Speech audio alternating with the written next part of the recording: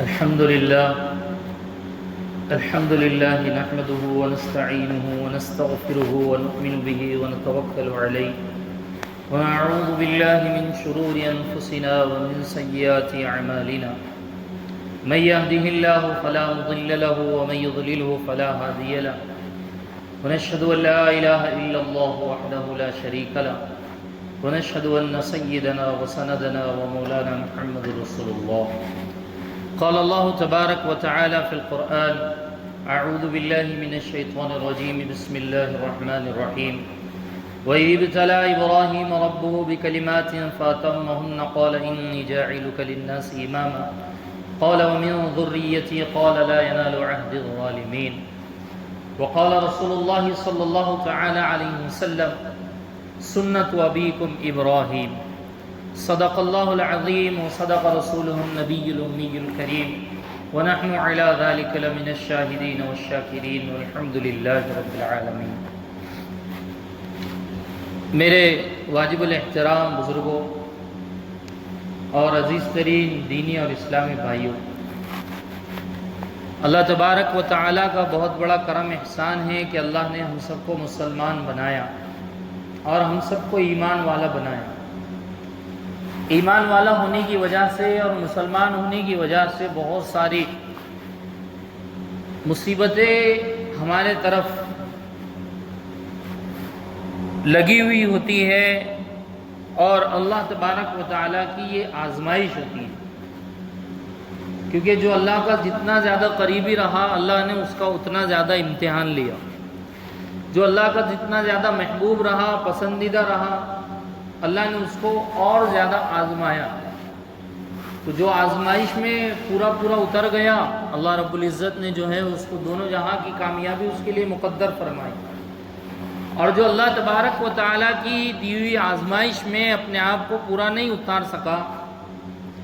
اللہ کی دی ہوئی آزمائش میں وہ کھرا کھوٹا فرق کر گیا، تو پھر اللہ رب العزت نے اسے اس جہان میں تو ناکام کیا، لیکن آخرت میں بھی وہ انسان ناکامی ہے جو اللہ کی آزمائشوں پر کھرا نہ اترے بلکہ کھوٹا اترے. ہمارا اور آپ کا ایمان ہونا چاہیے کہ اللہ تبارک و تعالیٰ اگر نبیوں کے ساتھ آزمائش رکھتے ہیں، نبیوں کو اگر کسی بلا میں اور مصیبت میں گھیرتے ہیں، تو اس کا مطلب یہ ہے کہ اس نبی کو بلند مرتبہ ملنے والا ہے. اس نبی کی آزمائش کے بعد وہ نبی جو ہے اور زیادہ چمکنے اور دمکنے والا ہے. یہ ہمارا اہل سنت والجماعت کا عقیدہ ہے کہ نبی کی آزمائش گناہوں کی وجہ سے نہیں ہوا کرتی. نبیوں کی آزمائش اور نبیوں کو آزمانا یہ ان کے رفع درجات کے لیے ہوا کرتا ہے. لیکن ہماری اور عام مسلمانوں کی جو آزمائشیں ہیں، جو ہمیں آفت و بلاؤں میں، مصیبتوں میں ڈالا جاتا ہے، یہ ہم کو چمکانے کے لیے کبھی کبھی ہوتا ہے، لیکن اصلاً ہمارے گناہوں کو صاف کرنے کے لیے ہوتا ہے. ہمارے گناہوں کے اوپر رحمت والی جو ہے چادر ڈالنے کے لیے ہوتا ہے. میں نے خطبے میں جو ہے حضرت ابراہیم علیہ السلام کی آزمائش کا تذکرہ جن آیتوں میں کیا گیا ہے، ان آیتوں کا میں نے ذکر کیا، کیونکہ یہ ذی الحجہ کا مہینہ ہے اور اس مہینے میں اگر حضرت ابراہیم کا تذکرہ نہ ہو تو یہ مہینے جو ہے حضرت ابراہیم کے تذکرے کے بغیر ادھورے ہیں. یہ مہینے جو ہے حضرت ابراہیم کا ذکر کیے بغیر آدھے ادھورے ہیں، کیونکہ اللہ تبارک و تعالیٰ نے حضرت ابراہیم علیہ السلام کو آزمایا، دیگر نبیوں کو آزمایا،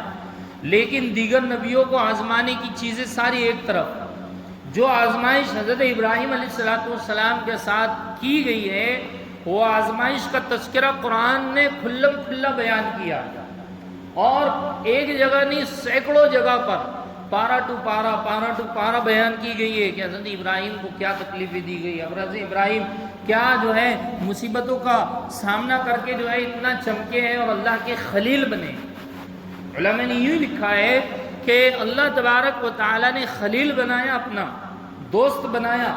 سیدنا ابراہیم علیہ نبینا علیہ السلام کو، لیکن اس سے پہلے حضرت ابراہیم کو آگ کی بھٹی کے اندر، سورج کی تپش کے اندر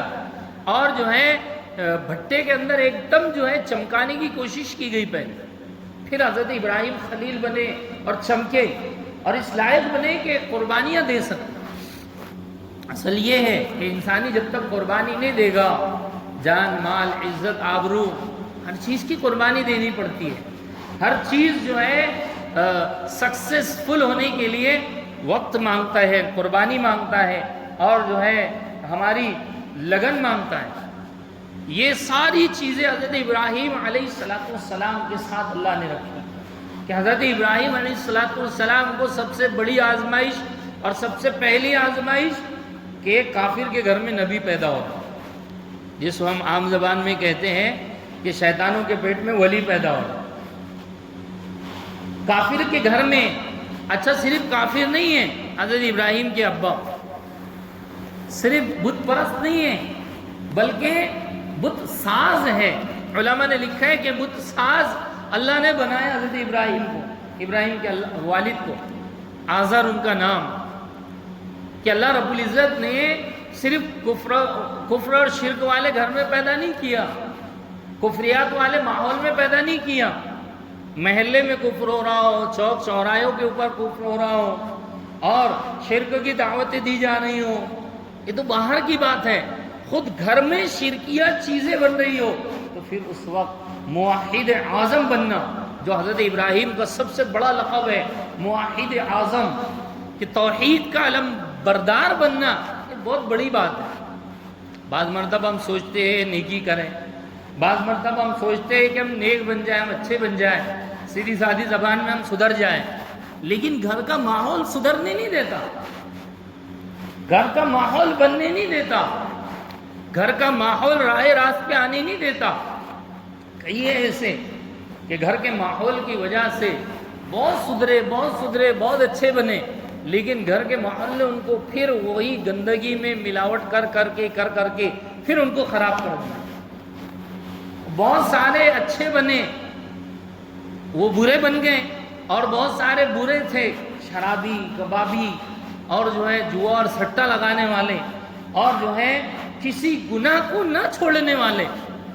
وہ بعد میں اللہ کے ولی بن گئے، وہ جو ہے بعد میں اللہ کے دوست بن گئے، وہ بعد میں اللہ کے قریبی بن گئے۔ تو یہ سب کیوں؟ کیونکہ اللہ تبارک و تعالیٰ کی طرف سے ہوتا ہے کہ جب نفس کے اندر اللہ تبارک و تعالیٰ ہدایت ڈال دیتے ہیں، جب نفس کے اندر شہواتوں کو توڑنے کا جذبہ ڈال دیتے ہیں، جب نفس کے اندر شرکیات سے، کفریات سے، بدعات سے، خرافات سے بچنے کا داعیہ اللہ اگر اندر ڈال دیتے ہیں تو پھر وہ بندہ چمک کر اٹھتا ہے، پھر وہ بندہ جو ہے اللہ کی بارگاہ میں محبوب بن کر اٹھتا ہے۔ تو عزیزو، بزرگو، دوستو، یہی کچھ چیزیں اللہ تبارک و تعالیٰ نے سیدنا ابراہیم علیہ السلام کے ساتھ میں کروائی کہ بت پرست کے گھر میں پیدا ہوئے، بت ساز کے گھر میں پیدا ہوئے، کہ ابا جو ہے مورتیاں بنا رہے ہیں، اور ابا جو ہے مورتیوں کی صرف پوجا نہیں کر رہے ہیں، ان مورتیوں کو سپلائی کرنے والے ہیں۔ گھروں میں مورتیاں بن رہی ہیں۔ جو کام گھر میں ہوتا ہے، جو کام باپ کرتا ہے، اکثر اولاد اسی کو اپنا دھندا بناتی ہے،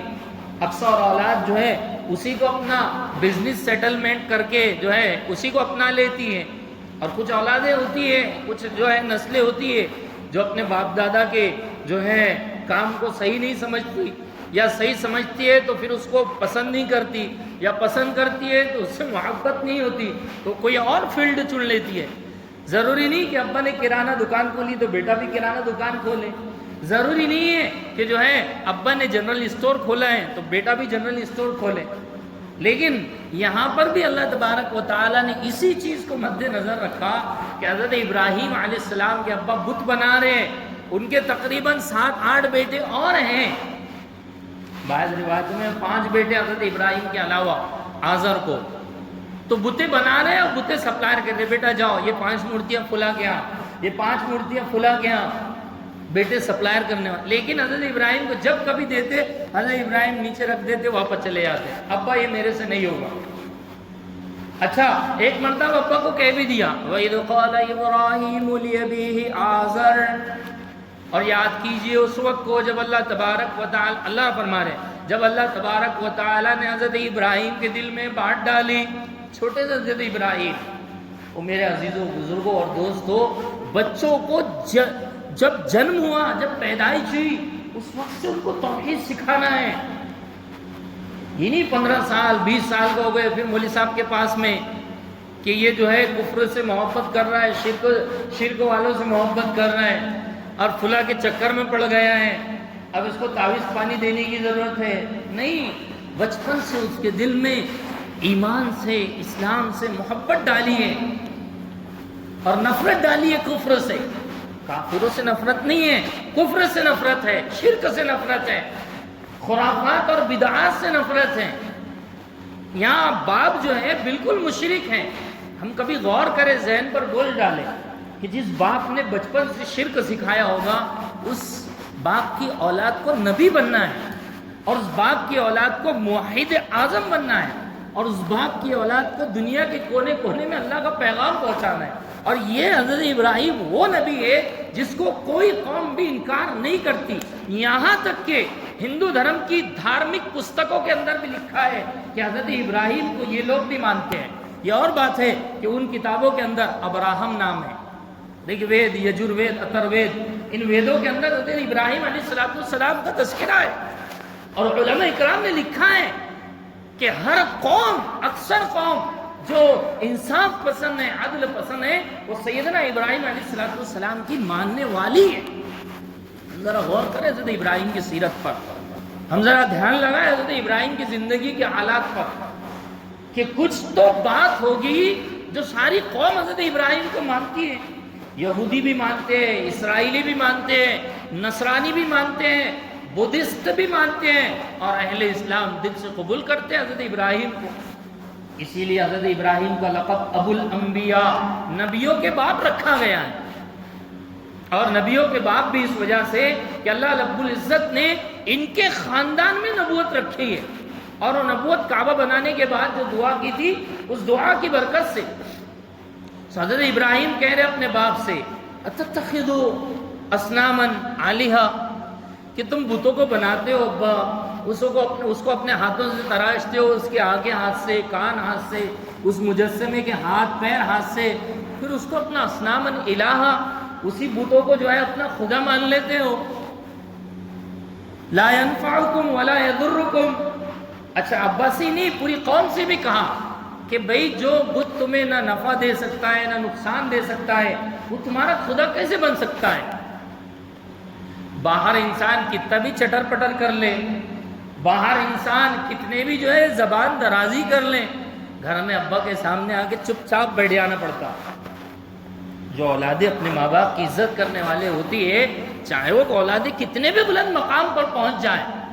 لیکن اگر جو ہے اپنے والدین کی عزت، ادب اور رسپیکٹ اگر ان کے پاس میں ہوگی تو اپنے اولاد جو ہے اپنے والدین کا ادب کرنے والی ہوگی۔ حضرت ابراہیم علیہ السلام کے ساتھ بھی ہوئی ہے۔ حضرت ابراہیم کہہ رہے ابو جان آپ بت بناتے ہو اور جو ہے آپ سپلائر بھی کرتے ہو، پھر آپ اس کو خدا بھی مانتے ہو، ایسا کیسا، ایسا کیسا؟ اچھا یہی تذکرہ حضرت ابراہیم صرف ان سے نہیں کہہ رہے، یہ تذکرہ قوموں سے بھی ہو رہا ہے۔ چھوٹے سے حضرت ابراہیم 5 سال 6 سال 7 سال کے 8 سال کے، اور دوسروں بھی سے بھی تذکرہ کر رہے ہیں کہ یار ہاتھوں سے مورتیاں بنا رہے، اسی کو اپنا خدا بنا رہے۔ جس زمانے میں شرک عام ہو، اس زمانے میں توحید کا اعلان لے کر اٹھنا یہ بہت بڑے